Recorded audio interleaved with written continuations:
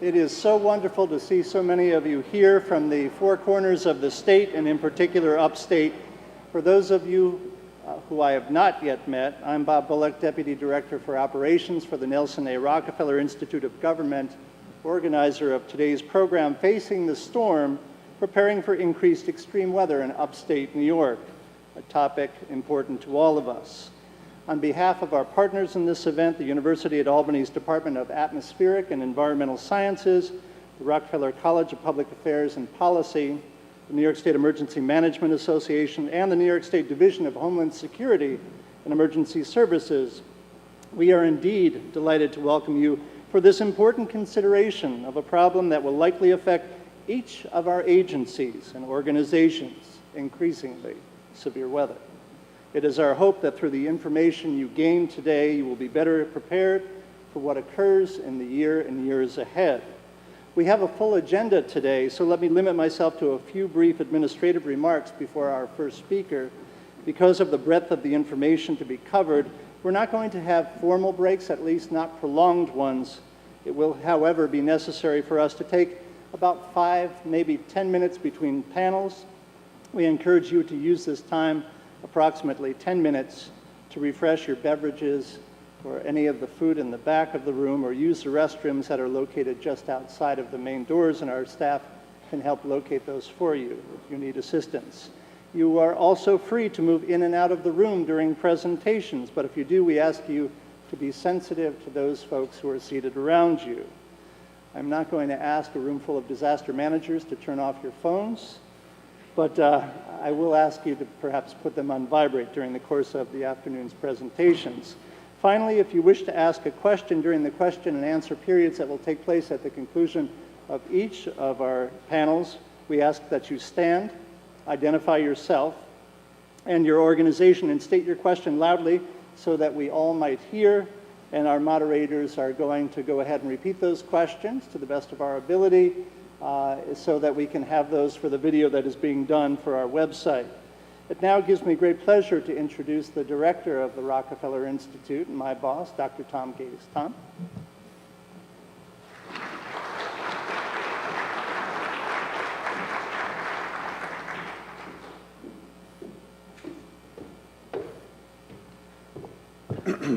Thank you, Bob.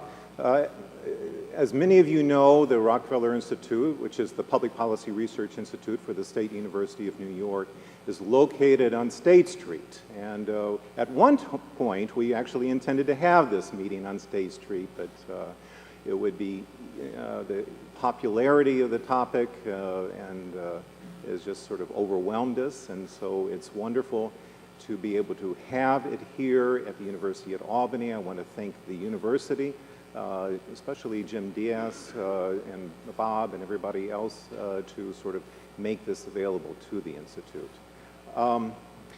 This is an issue. Disaster preparedness and recovery has been an issue that the Institute has done work on before.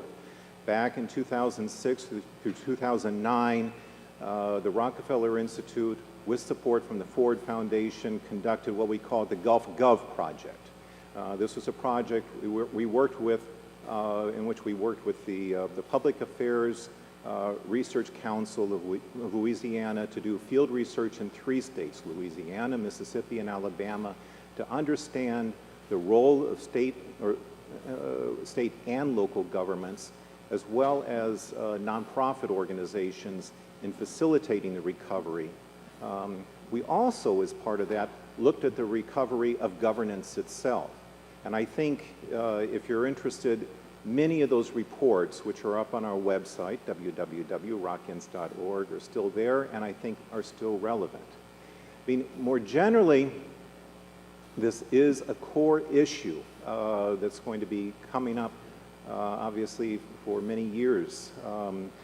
It used to be a kind of extraordinary matter to deal with these huge changes and huge recoveries in parts of the country, and they were usually more localized in certain parts of the country. Now we see that it's not only spreading broadly across many parts, but it's also a much more frequent and larger issue So it's now becoming a matter, disaster recovery, disaster preparedness is now becoming a core function of our governmental system. That has many implications. It affects nearly every aspect of domestic policy, and it affects and it actually implicates our very fragmented federal system. One of the big areas that the Institute has worked in for many, many years. Now, I want to thank Bob Bullock, Peter Finn, and Chris Thorncroft to put this project together, and Jim Fawcett as well at the Rockefeller Institute. They've done a lot of work on this, and I appreciate their enormous contributions to this excellent discussion. And now I'd just like to introduce someone who actually needs no introduction from me, President Robert Jones of the University at Albany. He is also, I should say, you can come up, Robert. He is also, I should say, a member of our Board of Overseers, and I'm really happy to have worked with him over the last year. Thank you.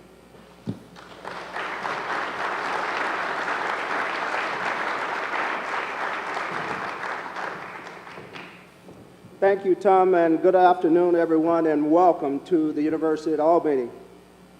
It is very reassuring to see so many of you here to collaborate on an issue that I know is critically important to all of us that are members of different communities across the state. It is particularly reassuring when you consider the fact that we are experiencing, I think, our first 80-degree day since last year, and to see so many of you that have taken advantage of this opportunity is really gratifying. I think it's fair to say that we have all seen the devastating consequences of extreme weather in upstate New York, and I know we all share the desire to improve our resilience and to better prepare for the future, because as Tom just stated, the state of New York is one state that is predicted to receive a very high frequency of these extreme weather events in the future. So clearly there are no easy solutions, but I think there is great promise from developing effective approaches, and that great promise lies in bringing people like yourselves from a broad array of expertise and disciplines together to talk and discuss and to learn, and that's exactly what we have done here today. Today's presenters include leading policymakers, scientists, and emergency responders. At the University at Albany, we are working hard to do our part by effectively leveraging our expertise and the expertise that we have in this area. Some of you know UAlbany has the largest concentration of weather climate scientists in the state of New York and one of the largest in the nation. Our researchers are tackling critical issues across the globe. They are researching everything from hurricanes to shrinking glaciers and developing sophisticated forecasting models. These are just among a few of the things that they're doing to shed new light on this critical issue. Right here in New York State, our weather and our climate scientists are spearheading the development of New York State's early warning detection system. You're going to be hearing a lot more about this mesonet system that we're developing. This will be the most advanced network of its kind in the country. And thanks to the leadership of Governor Cuomo, we are working very closely with partners within the state of New York State Department of Homeland Security, Emergency Services, and the National Weather Services to implement this sophisticated system. Current weather observation systems are very, very limited. This new system that we're planning and in the process of implementing will add 125 interconnected surface weather stations throughout the state, along with three-dimensional profiling capability. It will provide state and local government officials with access to high-resolution, real-time data and robust predictive models.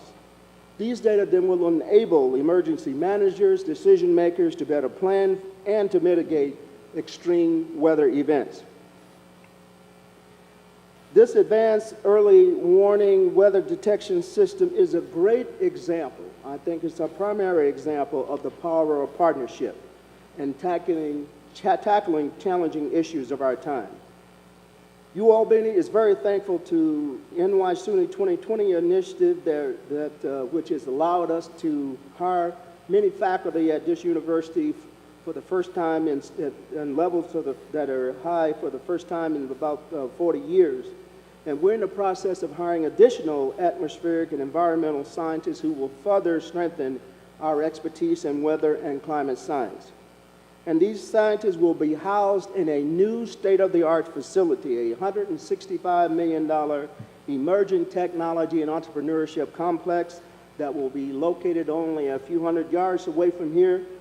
This, in turn, will strengthen what we are already able to accomplish through partnerships that we form to address weather and climate issues.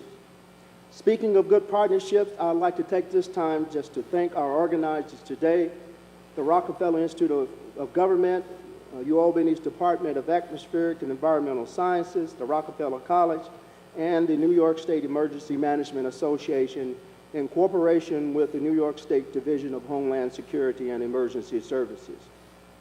We have put together a great program, I believe, and I wish you a most productive afternoon. It is now my pleasure to turn the podium over to someone who cares deeply about these issues and will be leading our discussion today, Congressman Paul Tonko.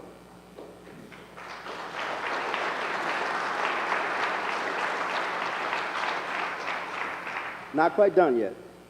Having served on the Science and Space Technology Committee and is now a member of the Energy Commerce Committee, Congressman Tonko knows firsthand the impact that extreme weather has across all sectors of our economy and many facets of our society. In his own district and beyond, the Congressman personally saw the carnage that severe weather has upon real people's lives with Irene, Lee, and Sandy. And he responded with a tireless resolve, advocating for financial assistance that was necessary for our communities to recover and to rebuild. A true champion and a very close friend to the University of Albany, Congressman Tonko is a very strong advocate for the entire Greater Capital Region, and I think the entire state and the nation.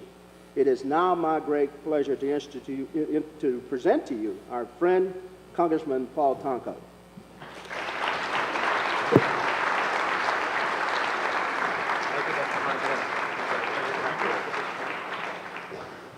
Thank you very much, and thank you, President Jones, for your kind introduction and for your leadership here at SUNY Albany. And thank you to Bob Bullock and Tom Geis for putting together the leadership here and all who have been those partners to organize. Many of you have been singled out. Thank you for putting this all together. While there's so many familiar faces in the room, and it's just good to gather with you as we continue to build the synergy that allows us to respond to what are very important factors out there that cannot be denied.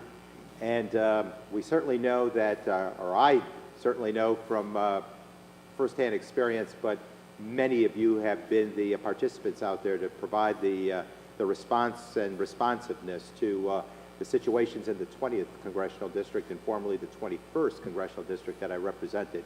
The entire Mohawk Valley and Hudson Valley and Schoharie Valley had been severely impacted in the past, and so it is good to know that there's great attention coming to that region for the purposes of flood protection and response. And so many of the people in the room are those that have brought that added focus to the region, and I thank you for that. You've rolled up your sleeves, you've worked as a team, and you've inspired great progress, and it's just good to see that sort of attention coming forward. You have what was oftentimes referred to as the Schoharie Creek, now oftentimes referred to as the Schoharie River, because way back in 1987, it wiped out a thruway bridge with its forcefulness that was equal to that of Niagara Falls. And then, of course, the Mohawk is the major tributary into that Hudson. The majestic, mighty Hudson has a very historic tributary in the Mohawk. And so all of that, getting the attention that it is receiving right now, is much deserved and certainly very timely because of the impacts of Mother Nature. And I do want to thank everyone again for participating today. And President Jones, thank you again for your leadership and your kind introduction. When the President was first named by the state of New York to come here and take over the mantle of leadership, I got on the phone and called him and was totally pleased that he was deeply interested and committed to research, innovation, technology, and I hear that in your message here this morning, making certain that we have the tools that are state-of-the-art, ready to go to work here and incorporated with the agenda and the curriculum and the resources of SUNY Albany. So thank you for your outstanding leadership, and I see him not only on campus, but in the 20th Congressional District and in Washington, knocking on doors. So keep up the advocacy. It's most welcome. Certainly, I think it's important to state that flooding is not new to this area. But over the past several years, with Tropical Storm Irene and Hurricane Lee and Hurricane Sandy, and intense rainfall events like the one that was experienced in Herkimer County last year, along with western Montgomery County last year, communities across our state have been coping with extraordinary hardship and devastation that is related to the floods. In fact, since 2006, the Mohawk Valley alone has seen tremendous flooding events, 3 major events. And this does not take into account the severe flooding in the Adirondacks and in the Catskills that accompanied Irene and 2 significant flooding events that impacted Binghamton and the southern tier during this same time period. So upstate New York had more than its share of damage from the ravages of storms. And ironically, as I walked in here today, it is an 80-plus degree day, but also a tropical breeze that's out there, and hard to imagine that tomorrow is going to be a return to winter, and that flood watches are out already because of the high levels of our rivers and streams, and the snow melt and the spring conditions so that we experienced this weekend. So we're again preparing for perhaps some added attention.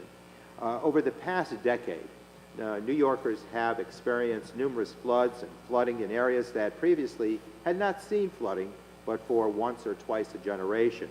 Communities like Fort Plain and Wyndham and Middleburg and Keene are now thinking strategically about what they can do to better prepare for severe weather events.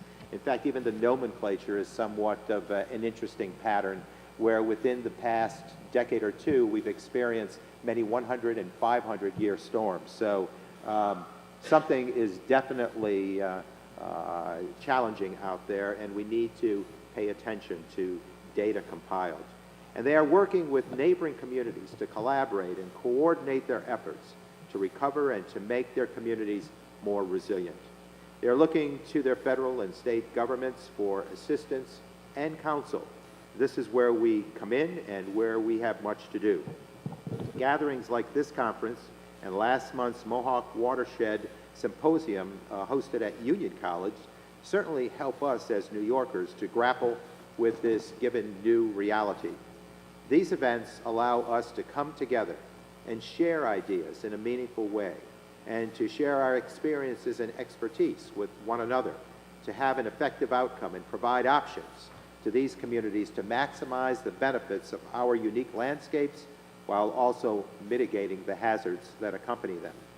These extreme weather events last for a matter of hours or days, while recovery from their destruction takes years. In fact, we're witnessing that as we speak from the damages of 2011.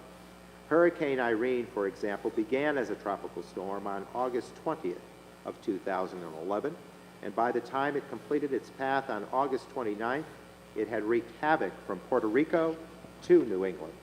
And it claimed some 56 lives and became the 7th most costly hurricane in history. In fact, claimed 2 lives within our proper of a congressional district. The storm lasted 10 days.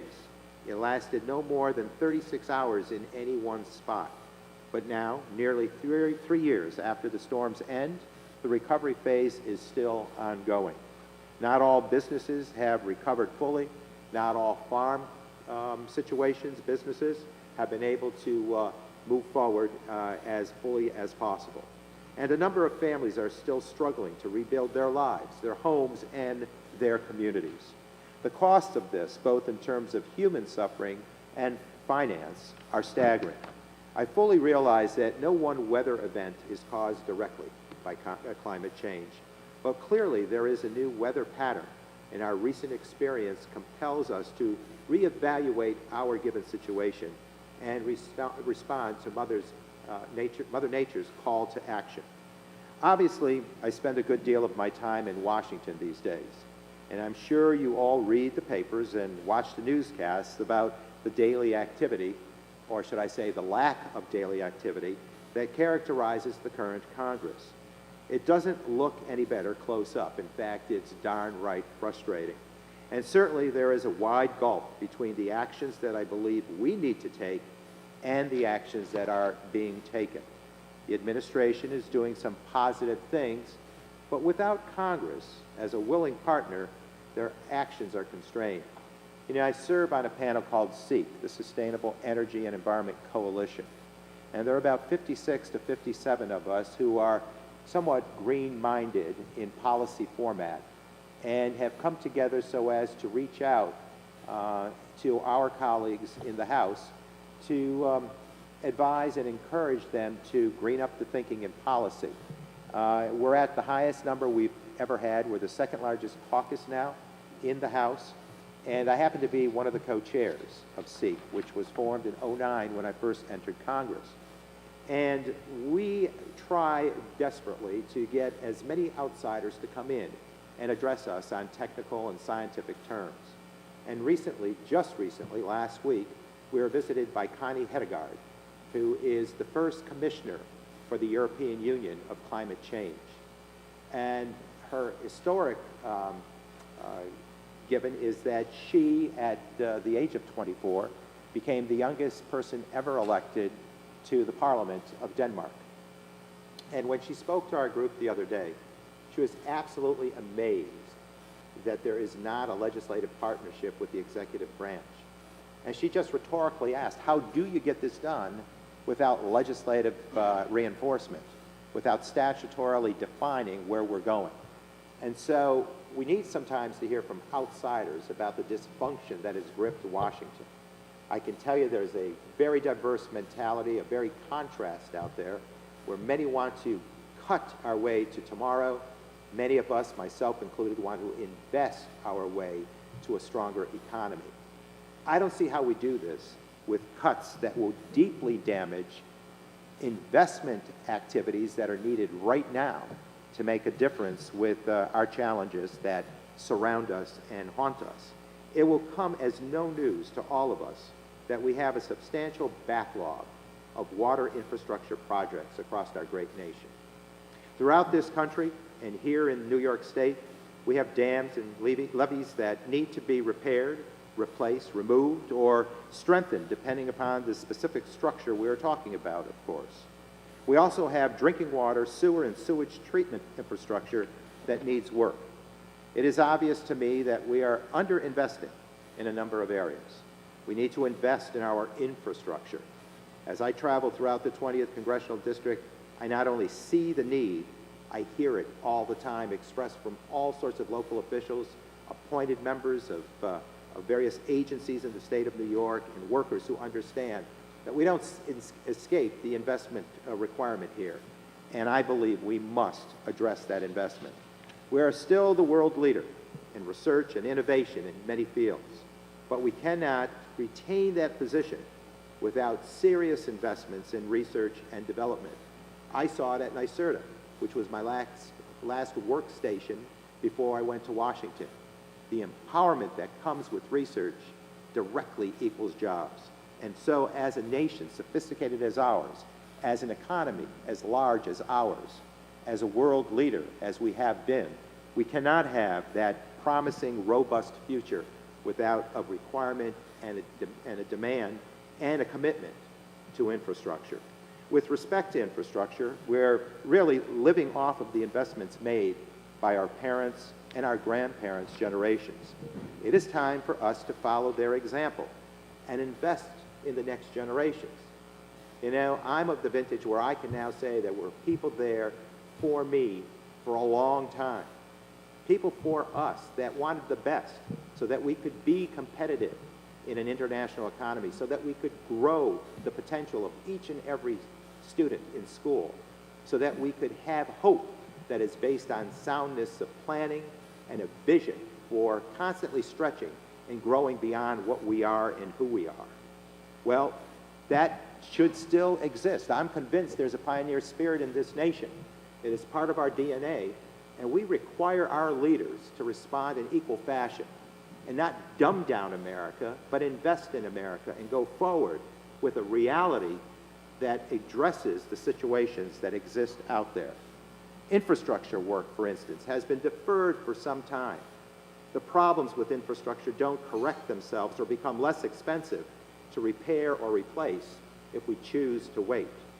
In the case of drinking water infrastructure alone, EPA has documented over the past 17 years the increase in the backlog of infrastructure investment. And this is vital infrastructure that is vulnerable to extreme weather events. Every 4 years, the agency assesses infrastructure needs for its states and its territories across this country and publishes those given results. The first report in 1997 estimated an infrastructure investment of some $138 billion that was needed over a 20-year period to maintain what we all take for granted: access to clean, access to safe drinking water. Well, we haven't done very well. The latest report, released in April of last year, indicated that the backlog had grown. EPA now estimates that we need $384 billion over the next 15 to 20 years to maintain these vital services. So that has been a major leap upward in the demand on our system, our government, and our resources to get it done. During my tenure on the Committee on Science, Space, and Technology, during my first 2 terms in Congress, I spent considerable time on the oversight of the National Oceanic and Atmospheric Administration's satellite procurement programs. And of course, you are all well aware of the importance of weather satellites for accurate forecasting, on which we depend greatly. There have been missteps with the procurement program of the next generation weather satellites over the past decade. But some of the problems are related to unpredictable funding streams, overly optimistic assessments of the development of new sensor technologies, and unrealistic expectation of these systems' costs. Ultimately, we are likely to be spending more that we needed to because we were unwilling to allocate a sufficient budget and realistic timeline for development from the very start. The other glaring example of this short-term thinking is our stream gauge and river monitoring network. This vital monitoring network provides essential weather forecasting information, especially during flooding events. Yet we struggle to maintain basic funding for it. You know, many of the comeback scenarios along the banks of our rivers, communities, the necklace of communities that were formerly mill towns, that were epicenters of invention and innovation, require in many cases comeback scenarios. The comeback axis happens to be the association with not only our natural resources of water, our rivers and streams, but historic resources that became the ink that wrote our history, our early history. So there are ways for us to create this profound sense of place, all while we go forward advantaging our location along historic waterways to make it all happen.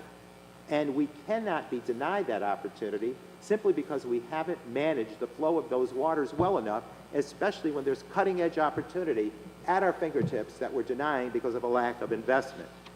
Certainly, as you in the business of studying and monitoring and predicting climate and weather well know, we must have these modern tools to deliver better information and more hope for these communities that are putting together plans, a vision of where they want to be that includes an affiliation with the waterways.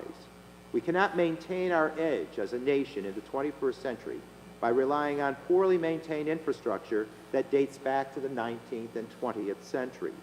States have been making investments, but they cannot do everything. And again, I applaud the many in this room that have been part of that infusion of resources and planning activity and focus for the region that I represent as it relates to flooding and as it relates to best use, prime use of our waterways. Those states have been making investments, and as I said, cannot do everything. But the federal government should be providing resources to our states and our local governments to help them modernize their vital infrastructure requirements. Instead, at the federal level, we continue to treat all spending as it's wasteful. We talk about government being too big, government being the enemy. I ask my colleagues, have you quantified this? Let me see the calculus by which you've arrived at your decisions here as to the tone that you've established. Funds spent on infrastructure, research and development and deployment of modern technologies generates far more for our economy and our citizens than cuts that leave us without the basic services that define a modern society. We can quantify these investments, these down payments, as job growth opportunities of cutting-edge variety of some types that are not yet on the radar screen, where we're given a chance to speak to the undeniably number one issue that challenges all of us in government these days, job creation and growth of the economy. It happens when we invest in us. It happens when we invest in basic core needs like water systems and water treatment and sewage systems and the infrastructure that will keep us a functioning bit of commerce in the U.S. I am certainly involved with communities and visiting businesses every week. I do not hear requests for less accurate weather forecasting. I don't hear requests for dirtier water or less clean air. I don't hear requests for less education for children or for badly maintained roads or requests for unsafe dams and bridges. I have seen the pain that came through the consequences of turning our back to progress. These are basic ingredients for a modern society and for a vital economy. These are things that I would argue we all need. We prosper when we invest in who we are. And you know, a budget is not only where we are at the given moment, but where we want to go, who we want to be. And if we hold back the next generations unborn, what sort of legacy will we leave? We seem to be living off the fat of the land that generations before us invested in so that we could have it all. How dare we drain the well dry and then pass it on to the next generation? You know, this Congress is likely to get one important infrastructure bill done this year. Wow, what progress. But the Water Resource Development Authorization, or WRDA, which passed the House and Senate earlier this year, is still being debated in the House-Senate conference. I voted for the House bill, H.R. 3080. Water infrastructure for maintenance of coastal and inland waterways, flood protection, and maintenance of ports is indeed essential to maintain a dynamic, healthy, and robust economy. But the authorized funding in the bill and the misplaced focus on the National Environmental Policy Act are making it tougher to push this bill over the finish line than it should be. During the bill's consideration, Major General Walsh of the Corps informed the Transportation Committee that when Congress inefficiently provides funding to the Corps, projects take longer to complete and therefore will cost more. When the Corps is given the necessary resources to complete a project, it generally comes in on time and most often under budget. The resources we are providing through annual appropriations are far short of what is required to ensure that projects come in on time and under budget. The estimated cost for Corps projects currently under construction is some $20 billion. Recent annual appropriations are in the neighborhood of $1 to $2 billion. That's as good as it can get, according to the consensus we can build with some very far-right thinking. We may hear some good news on this front soon. I believe the conferees are getting closer to an agreement, and at least we'll have a down payment and perhaps inspiration to go further. And I hope we will be voting on this legislation and sending it to the President's desk for his signature this spring. Hopefully the final bill will provide a more robust level of funding than the House offered, although I expect it will still fall short of what we truly should be investing. We need to do some things differently. That is a given. Change requires it. Dynamics of the given moment demand it. But I can see no scenario where doing more with less is going to address a situation where need is growing and the backlog is this large. Mother Nature doesn't know for sound bites. She doesn't know for political divides. She doesn't know for denial to the future of this nation. Certainly, she is a powerful force. And certainly, there may be ways to do things differently, ways that are more cost-effective and sustainable. But we cannot make any real progress without securing new financial resources. However, to apply these resources effectively and make communities along our waterways safer, we do need a better understanding of the risks we are facing. That is where better forecasting and understanding of medium to long-term climate trends comes in. I also believe that we must do a better job of working with the landscape to use the power of natural systems to do some of our flood control, some of our water filtration and water storage, and certainly some of our storm water management. We are blessed to live in a beautiful region of the country, and the Hudson and Mohawk rivers are great treasures that provide us with many, many benefits.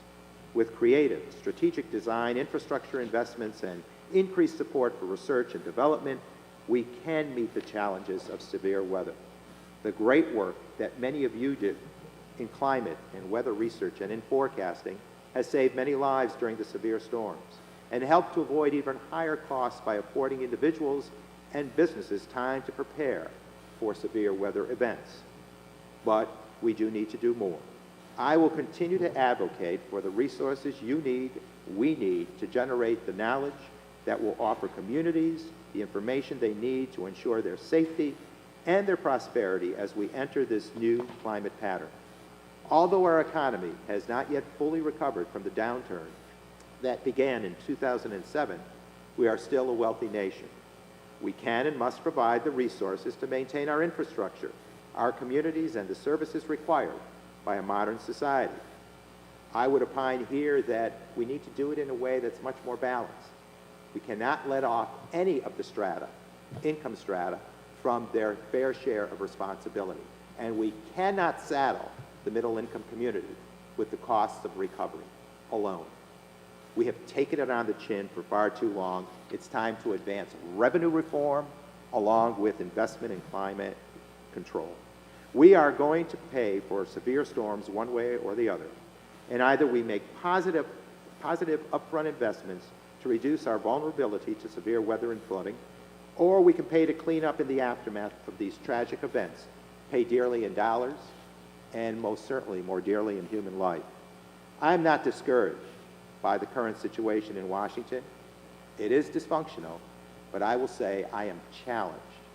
I'm challenged to be a countervoice to some of this thinking that is most crippling of the process and most denying of our hope. I am anxious to work with you and with others to meet these challenges. We can do this together. We must do this together. With the intellect, with the energy, with the drive in this room, the professionalism that you exert with each and every exercise, I am confident we can. And you deserve our respect from Washington of your talents and your abilities and the need for our communities. I hope you will take up this challenge with me so we can offer the communities in our region and in other areas the opportunity to live more sustainably and more safely.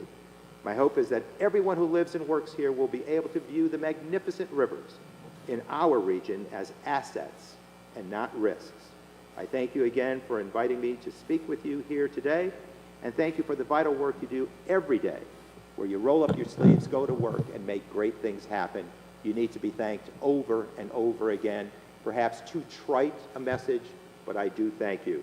And let's go forward and provide hope to the many communities that are counting on us to get it done with resources and the work that is being done through your talent. Thank you so much, everybody. Enjoy your panels. Thank you, Bob.